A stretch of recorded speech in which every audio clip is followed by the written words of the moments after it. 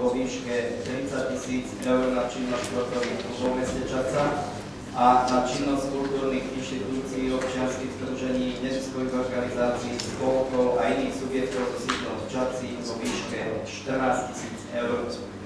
Musím pripomenúť, že mesto Čadca okrem týchto priamych dotácií napomáha rozvoju a činnosti športových klubov aj tým, že bezplatne umožňuje používať športovú halu, jednu aj druhú, teda na ulici Športovcov i na ulici Andreja Hlinku, ktoré sú majetkom mesta Čadce a správe bytu Čadca, a takisto bezplatne umožňuje používať priestory kultúrneho a informačného centra, teda tieto nepriame dotácie majú takisto vážny podiel.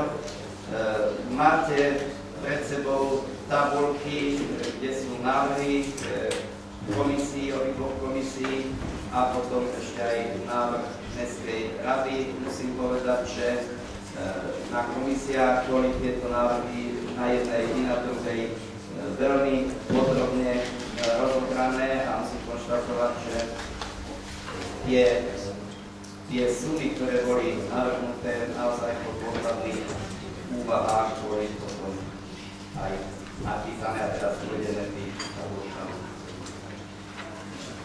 Tak a samozrejme pohybovali sme sa len v rámci rozpočtu, ktorý ste schválili, teda tých 30 000 eur, to je určite stanovisko. Ďakujem vám.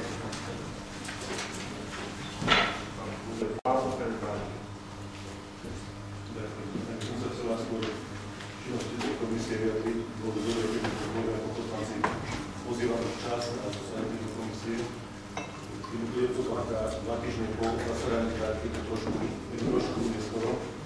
Bolo dobre, keby to prišlo skoro. A ďalej už aj v minulom rokovaní tejto sme sa zaoberali dotáciou farnosti.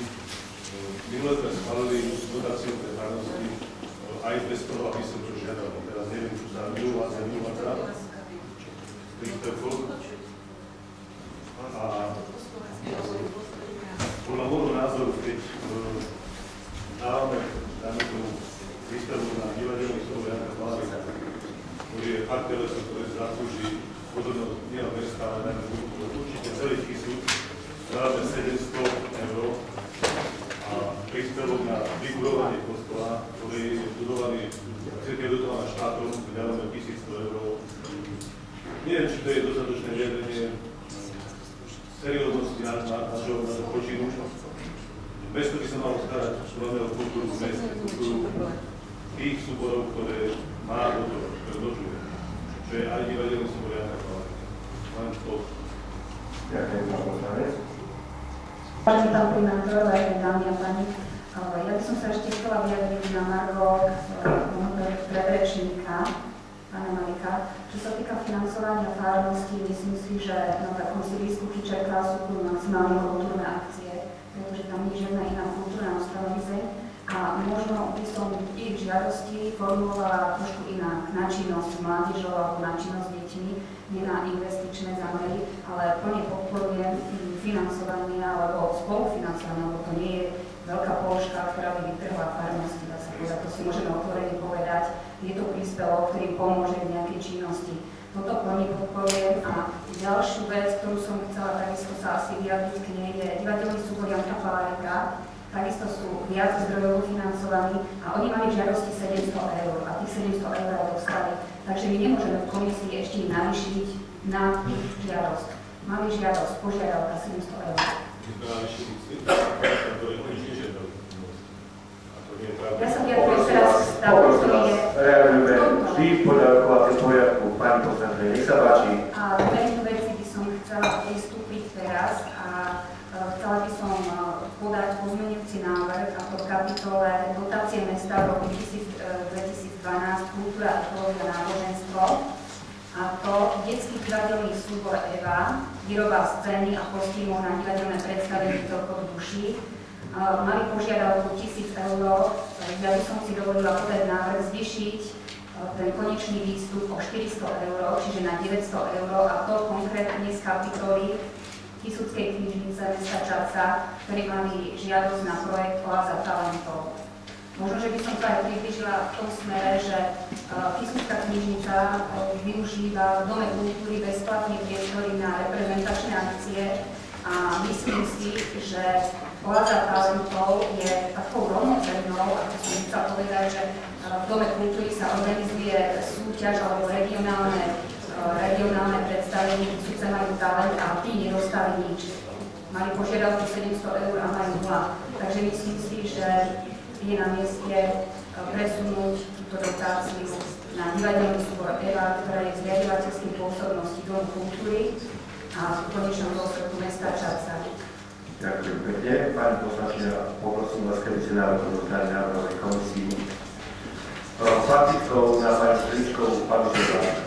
Áno, ja je polemizovať, či sa má zvýši alebo nie, ale ak sa má zvýši, by sme mali v podstate pristúpiť tak, ako pán poslanec Zápeš povedal, že niečo zvyšujeme, tým porušujeme v podstate maximálnu čiastku, ktorá bola. To znamená navýšiť komisiu do 14 000 na 400, a aby to prešlo. A druhá moja poznámka je, aby bolo jasné. Komisia kultúry bola 3,5 hodiny zasadala a nakoniec bol konsenzus v tom, že treba podporiť kárske úrady, ktoré zohrávajú veľmi pozitívnu úlohu z hľadiska využívania voľného času. Ale problém je jeden. Ak my máme schváliť príspevok na osvetlenie, príspevok na výstavbu, investície, príspevok na vykurovanie, tak to je nonsens. Ja neviem, prečo tu nie je magnifikát, ja neviem, prečo majú iné akcie, ktoré nie sú konkrétne, sa tu napíšu, a nebol problém v komisii. To znamená, mňa mrzí, že iba predseda komisie toto nepovedal, že o tomto bol veľká diskusia, uzáver bol, áno, treba to podporovať, ale je to posledný raz, čo sa takto stalo, že by sme vydávali na investície. Nech si dajú konkrétne veci a v tom, že či bude vykurovanie alebo iné veci, to nie je podstatné, sú súčasťou mesta a treba to podporovať, lebo sú najprogresívnejší a najúčinnejší z hľadiska využívania voľného času istej skupiny mládeže. Aby sme si to povedali jasne, aby nevzniklo, že Hlasnágie rebel ide proti kostolom a farnostiam, sú za to, aby sa im dávalo na konkrétne akcie, ako sa dávajú na konkrétne akcie všetkých ostatných kultúrnych telesám, ktoré sú súčasťou tohto zoznamu. Ďakujem.